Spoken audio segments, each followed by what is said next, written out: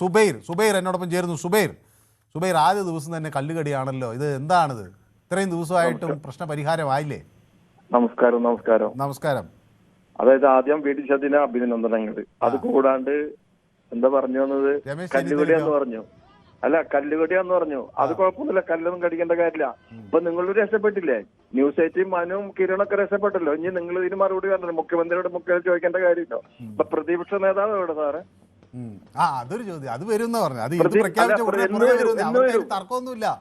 എന്ന് വരും? ഇല്ല, തർക്കത്തിലുള്ള ആൾക്ക് പറ്റില്ല. പിണറായി വിജയന് ഒന്നാമത് അല്ലെങ്കിൽ ആൾക്ക് വയ്യ. അതിലിടയ്ക്ക് ആള് ഈ യങ്സ്റ്റേഴ്സിന്റെ അടുത്ത് ഒരു ഒച്ചമ ഉണ്ടാക്കാന്ന് വെച്ചാൽ എന്താ, ആളെടുത്ത് വെട്ടേണ്ട സമയത്ത് ഇയാൾ മിണ്ടാണ്ട് ഇയാൾക്ക് മിണ്ടോ? ഇയാൾ നോട്ടിൽ പഴയ ഡീസൽ വണ്ടി കയറുന്ന മാതിരി പതുക്കെ ഗീറൊക്കെ മാറ്റി വരുമ്പോഴത്തേനും അവിടെ അടി തുടങ്ങും. ഇതൊക്കെ സൂപ്പറായിട്ട് ഒരു തീരുമാനിക്കേണ്ടതിന് ധാരാളം സമയമുണ്ട്. അല്ലല്ല, എന്ത് ധാരാളം സമയം? മറ്റന്നാള് ഈ തിങ്കളാഴ്ച സഭയിലെത്തുമ്പോഴേക്കും അവർക്ക് തീരുമാനിച്ചാൽ മതി. ഇല്ല, അന്ന് നടക്കൂല്ലോ. ഇപ്പൊ ഇവര് നമ്മുടെ മനുസാറിന്റെ ചാനലടക്കം എന്താ പറഞ്ഞത്, സുബൈർ എവിടെ മുഖ്യമന്ത്രിയുടെ മുഖ്യമന്ത്രിയോടെന്ന്.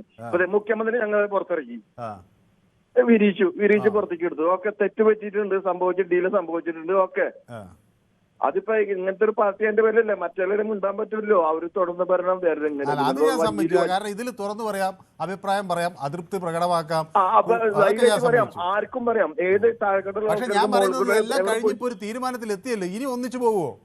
ഇനി എന്തൊന്നിച്ച് പോകാൻ ബുദ്ധിമുട്ട്? അതൊക്കെ ശരിയായിക്കോളൂ. ഇപ്പൊ പുതിയൊരു കല്യാണം കഴിച്ച വീട്ടിൽ വരുമ്പോ ചെറിയൊരു പ്രശ്നങ്ങളൊക്കെ ഉണ്ടാവും. അതുപോലെ അതൊക്കെ കണ്ടീഷനായിട്ട് പോകണം. അതിനെ കുറിച്ച് ആലോചിക്കുന്ന പ്രശ്നമൊന്നുമില്ല. ഇപ്പൊ മനുസാറും കിരൺ സാറും രക്ഷപ്പെട്ടില്ലേ? ഞാൻ രക്ഷപ്പെട്ടില്ല. ഞാൻ എല്ലാ ദിവസവും ഇവിടെ വരും. എനിക്ക് ആര് മുഖ്യമന്ത്രി ആയാലും സന്തോഷം. ഇപ്പൊ ഇന്നലെ തന്നെ ഒരു പരിപാടി വെച്ചിട്ട് അതിൽ കുറെ ആൾക്കാർ മുഖ്യമന്ത്രി എന്താ ചോദിച്ചു. വിഷയം വേറെ ആയിരുന്നു. ഞാൻ ഒന്നും വേണ്ടിയില്ല, ഞാൻ ബാക്കിയുള്ള കാര്യങ്ങൾ പറഞ്ഞ് ഞാൻ നിർത്തി ചെയ്ത്. അതല്ല വിഷയം. നമുക്ക് ആദ്യം അതിന്റെ പേരില് ഇനി എന്തൊക്കെ വരാനുള്ളതെന്ന് നോക്കിക്കോ. ഇനിയിപ്പോ അതേ ശരിയൊക്കെ പോലീസുകാരൊക്കെ വളരെ മാന്യന്മാരായി ഇപ്പൊ മൊത്തത്തില്. എല്ലായിടത്തും